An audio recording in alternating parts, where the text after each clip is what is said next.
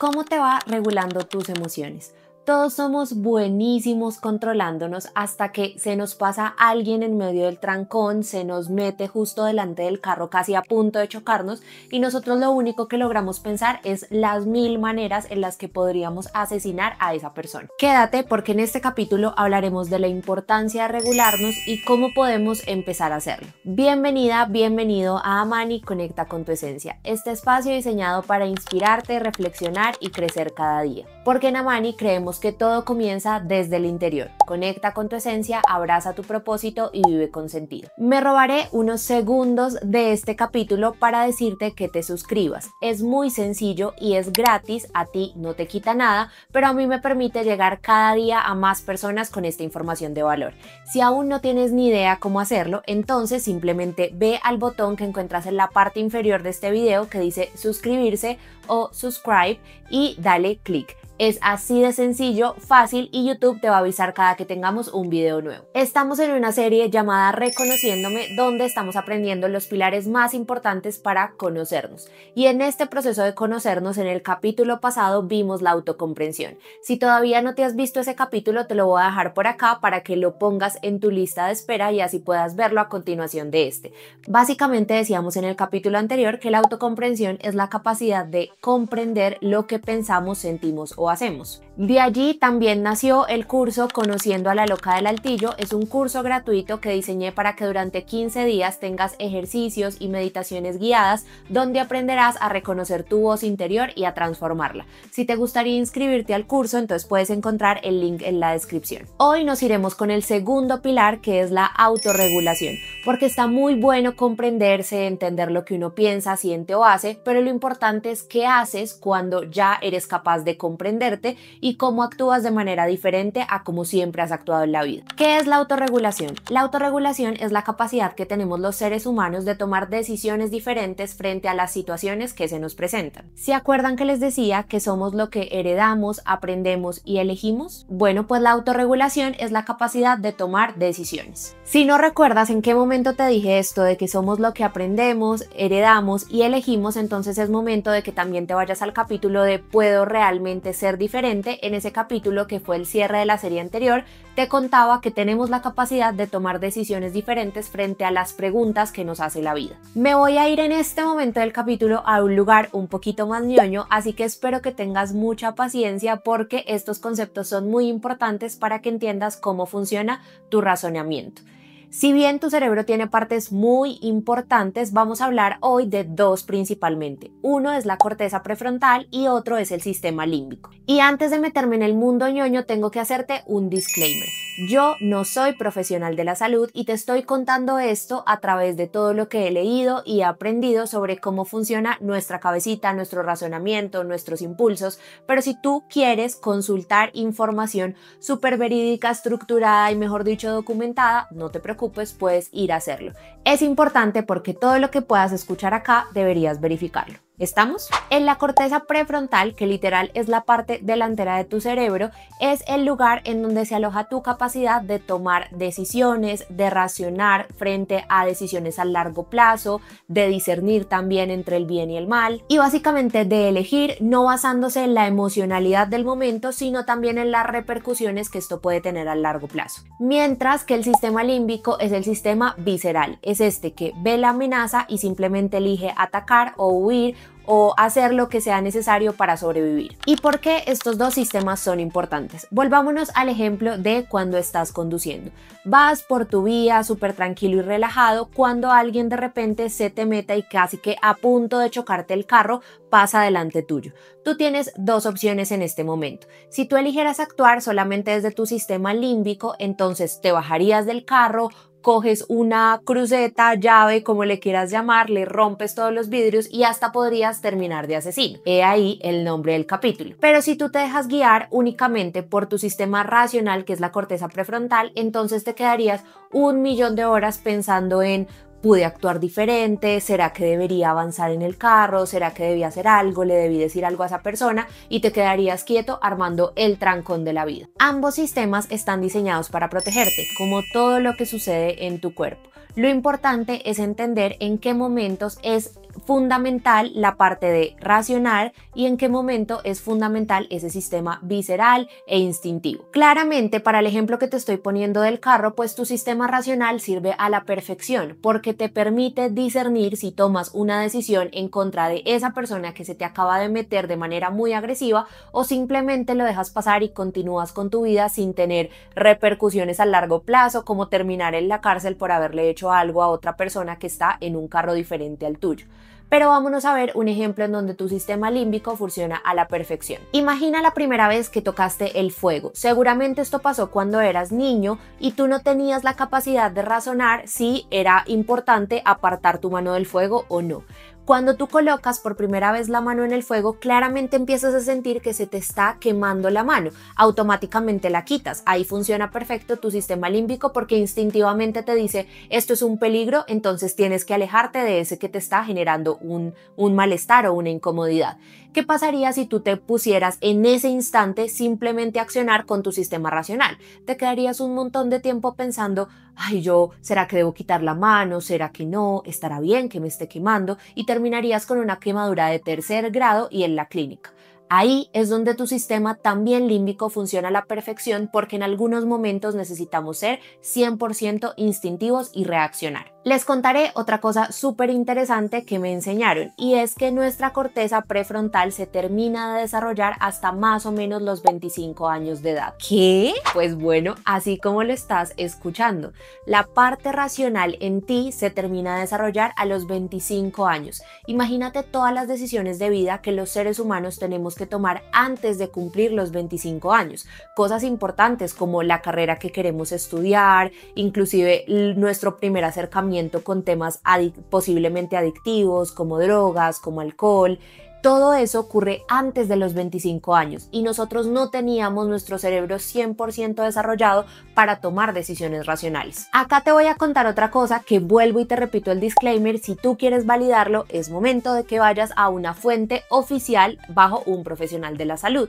Pero te quiero contar que Fred nos decía que es súper peligroso cuando las adicciones arrancan antes de que tu corteza prefrontal esté 100% desarrollada, por dos motivos principalmente. El primero es porque tú no tienes la capacidad de razonar si eso está bien o mal. Entonces seguramente si tú arrancas procesos adictivos antes, en edades muy tempranas como la adolescencia, seguramente va a ser mucho más difícil razonar para que tú salgas de esa adicción. Y lo segundo es porque también las adicciones y todas las sustancias que generan algún tipo de adicción perjudican el crecimiento de la corteza prefrontal. Es decir, tras de que tú en ese momento de la vida no tienes la capacidad de razonar al 100%, pues tras de todo va a ser mucho más difícil que esa parte que razona en ti se desarrolle de manera correcta. Y ojo, yo no soy experta en adicciones, pero les voy a decir una cosa. Cuando uno dice la palabra adicciones, la gente se remite a las dos sustancias que por lo general uno considera adictivas, que son el alcohol y las drogas. Pero la realidad es que hay cosas como la cafeína, como el azúcar, que también son adictivas. Así que, ojo con eso. Te decía que la autorregulación es tu capacidad de tomar decisiones diferentes, pero no solo frente a tus emociones, sino también frente a tus pensamientos y frente a tus acciones. Como seguramente lo podrías haber deducido de todo lo que yo te acabo de hablar. Ahora hablemos de otra cosa que genera mucha polémica en el mundo, la motivación versus la disciplina. La autorregulación, sin lugar a dudas, es eso que los seres humanos nosotros llamamos disciplina, porque cuando una persona es disciplinada es capaz de tomar una decisión diferente aun cuando no se sienta 100% motivada a hacer lo que tiene que hacer. Al final, la motivación es una chispa completamente fugaz, y si no, que lo digamos las mujeres, que a través de nuestro ciclo vivimos muchos altos y bajos emocionales y por ende motivacionales que en muchas ocasiones nos dicen yo no quiero hacer lo que debería hacer, pero ahí es donde entra la disciplina. Esta capacidad de autorregularte o inclusive de ser disciplinado es lo que te permite alcanzar ciertos resultados. Imagínate donde todas las personas actuáramos simplemente por motivación y por esa chispa fugaz. Muchos nos quedaríamos viendo series en Netflix en vez de ponernos a entrenar y a ejercitar nuestro cuerpo. Claro, porque también el sistema cerebral busca una satisfacción inmediata, lo hemos hablado un montón. Tu cerebro le gusta ese placer inmediato que llega rápido, sino que lo hable la cantidad de tiempo que pasamos en nuestros celulares viendo las redes sociales, pero le cuestan un poco más esas acciones que nos tienen que generar satisfacción al mediano o largo plazo. ¿Cómo trabajar en mi capacidad de autorregularme? Lo primero es conocerte. Si no te has inscrito al curso de Conociendo a la Loca del Altillo, te lo súper recomiendo. Es un curso gratuito y son 15 días donde vas a tener ejercicios prácticos para empezar a conocer y transformar tu diálogo interior. ¿Por qué es importante conocerte? Porque el primer paso para que tú te puedas autorregular es entender qué cosas quieres regular y qué cosas no. Ahora, para trabajar en tu capacidad de autorregularte, te voy a regalar 2 preguntas muy sencillas. Sí, tú dirás, ¿así de simple? Pues sí, con 2 preguntas puedes empezar a trabajar en tu capacidad de regularte. Cuando estés en una situación en donde normalmente actuarías de manera impulsiva, te vas a hacer las siguientes 2 preguntas. La primera es, ¿qué alternativas tengo para afrontar esta situación de una manera diferente? Y la segunda es, ¿cómo he enfrentado situaciones difíciles aun cuando no tenía ganas de hacerlo, aun cuando la situación no se veía esperanzadora, aun cuando creía que el resultado no podría ser el mejor? Te diré por qué. Aunque parece simple, tu mente en situaciones de estrés no tiene la capacidad de ver las posibles alternativas frente a una situación. Y en el momento en que tú ves nuevas alternativas, tienes un abanico mucho más grande para elegir. Y como ya sabemos por acá, el truco es empezar a tomar decisiones y elecciones diferentes. Vámonos a mi amor por el dulce. En el capítulo pasado yo les contaba que yo me quedé sin discurso cuando entendí que simplemente no era que yo era adicta al dulce y ya, y yo me escudaba en que mi mamá había sido mi ejemplo en el tema, que yo siempre la veía consumir dulce cuando estaba triste o incómoda, pero la realidad es que cuando entendí que yo tenía la capacidad de elegir diferente, se me cayó ese discurso. Ahora, ¿cómo puedo realmente regular un comportamiento que yo ya he enfrentado muchas veces en la vida de la misma forma? Aquí es donde entran las alternativas. Cuando yo no tenía tan claro este tema de las alternativas, entonces mis alternativas no eran buenas alternativas. Me daba ansiedad por el dulce y a mí me daban ganas de o chocolatina, o un helado, o un brownie, o algo un poquito más tranqui, como algo más chiquito, pero yo nunca pensaba en alternativas diferentes al consumo de azúcar. Acá es donde te enseño a que se abran el abanico de tus posibilidades. Si tengo ansiedad por el dulce, ¿qué otras cosas puedo hacer? Puedo tomarme un café o una aromática, puedo salir a caminar un rato con mi perrita, puedo distraerme en otra actividad, puedo hacer que mi cerebro entienda que hay un mecanismo diferente para afrontar esa ansiedad, como ponerme a leer, que en lo personal a mí también me genera un poco de satisfacción inmediata, y al final en los 20 minutos seguramente en mi cuerpo se pasará esa sensación de ansiedad. Sé que suena obvio, pero al final, como te decía, en tus momentos de estrés tu cerebro no es capaz de ver diferentes alternativas, así que está bueno que te lo preguntes para que empieces a ampliar ese abanico de posibilidades que tienes frente a una situación. Y la segunda pregunta que te sugería, esta de cómo he enfrentado situaciones similares, es porque tú ya tienes herramientas. A través de nuestras experiencias nosotros hemos vivido situaciones difíciles, seguramente no situaciones exactamente iguales, pero hemos enfrentado diferentes retos a lo largo de la vida, solo que nos cuesta mucho ser conscientes de que ya hemos pasado situaciones que nos han retado y cómo las hemos logrado enfrentar. Por eso también es súper importante conocerte, porque a través de los procesos de introspección tú entiendes que tú ya tienes herramientas en ti para empezar a tomar elecciones diferentes o para enfrentar una situación que ves muy compleja. No sé si te parezca, yo creo que no, pero vamos a dejar tarea, ¿ok? Lo primero es que pienses en una situación que te está costando afrontar. Puede ser algo simple, como mi tema del dulce, o puede ser algo mucho más trascendental, como una situación compleja por la que estés pasando. Lo segundo es que escribas en una libreta las diferentes alternativas que tienes para enfrentar esa situación. Y te voy a dar aquí un tip con el tema de las alternativas. Hace unos capítulos yo les decía que no elegir también es elegir. Y el tema de no tomar una decisión también es válido siempre y cuando tú tengas claro el para qué no estás tomando una decisión.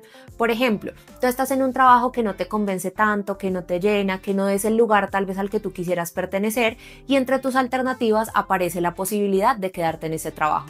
Es una alternativa y es una alternativa viable. Lo importante es que entiendas el para qué te vas a quedar en ese lugar y qué es lo que de pronto podrías aprender en ese lugar quedándote ahí. Lo tercero es que necesito que solo escribas las alternativas, porque esto te va a dar la oportunidad de abrir el panorama.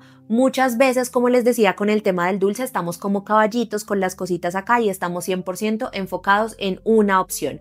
Cuando nos abrimos los ojitos y abrimos al abanico de posibilidades, vamos a ver que tenemos muchas otras formas de accionar. Lo cuarto, ¿qué pasa si tú no encuentras alternativas diferentes? Pregúntale a una persona cercana tuya y plantéale la situación por la que estás pasando y qué opciones vería esa persona para actuar de manera diferente. Muy seguramente, a través de tu experiencia, puede que tú sigas sesgado hacia eso único que ves y la única opción que ves. Pero cuando lo abres a otras personas, ellos te pueden dar feedback desde sus experiencias y desde sus conocimientos de vida de las alternativas que ellos verían. Espero que este capítulo te haya dado las herramientas necesarias para que empieces a trabajar en tu autorregulación. Es muy importante, como te decía en el primer capítulo de la serie, que te entiendas y que empieces a entender cómo funciona tu pensamiento, tus acciones y tus emociones, pero más allá de ello es que empieces a tomar decisiones diferentes y a actuar y avanzar por eso que tanto quieres. Quédate porque en el siguiente capítulo vamos a hablar de algo que a mí me encanta y es de si manifestar funciona o no, porque hablamos mucho de este tema de la manifestación, de atraer las cosas positivas, pero ¿por qué no hablamos de cómo eso funciona realmente en estos procesos de autoconocimiento? En el siguiente capítulo vamos a hablar de un pilar que a mí me encanta y es la autoproyección. Espero que este capítulo te haya gustado y si te gustó, entonces no olvides que para mí es súper importante que te suscribas, actives las notificaciones y le des like a este video. Con eso vamos a llegar con esta información de valor cada día a muchas más personitas. Te agradezco un montón por estar acá. Recuerda que me puedes encontrar en redes sociales como @somos.amani, tanto en Instagram como en TikTok, y que si quieres complementar la información que estamos viendo a través de esta serie, entonces es momento de que te inscribas en el curso Conociendo a la Loca del Altillo. Es completamente gratis y ya está súper disponible para ti, solo tienes que ir al link en la descripción. Te mando un abrazo y nos vemos el siguiente martes.